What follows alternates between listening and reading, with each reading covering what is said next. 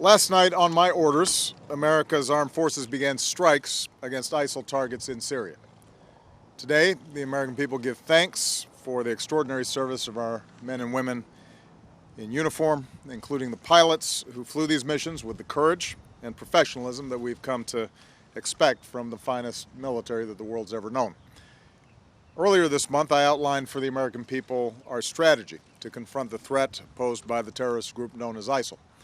I made clear that as part of this campaign, the United States would take action against targets in both Iraq and Syria, so that these terrorists can't find safe haven anywhere.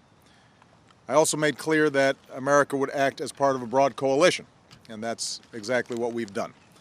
We were joined in this action by our friends and partners: Saudi Arabia, the United Arab Emirates, Jordan, Bahrain, and Qatar. America is proud to stand shoulder to shoulder with these nations on behalf of our common security. The strength of this coalition makes it clear to the world that this is not America's fight alone.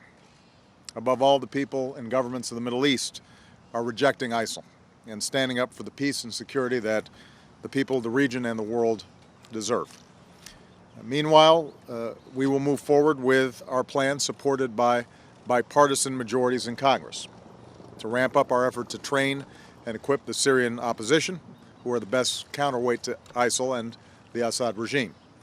And more broadly, over 40 nations have offered to help in this comprehensive effort to confront this terrorist threat, to take out terrorist targets, to train and equip Iraqi and Syrian opposition fighters who are going up against ISIL on the ground, to cut off ISIL's financing, to counter its hateful ideology, and to stop the flow of fighters into and out of the region. Last night, we also took strikes to disrupt plotting against the United States and our allies by seasoned al-qaeda operatives in Syria who are known as the Khorasan Group. And once again, it must be clear to anyone who would plot against America and try to do Americans harm that we will not tolerate safe havens for terrorists who threaten our people. I've spoken to leaders in Congress, and I'm pleased that there is bipartisan support for the actions that we're taking.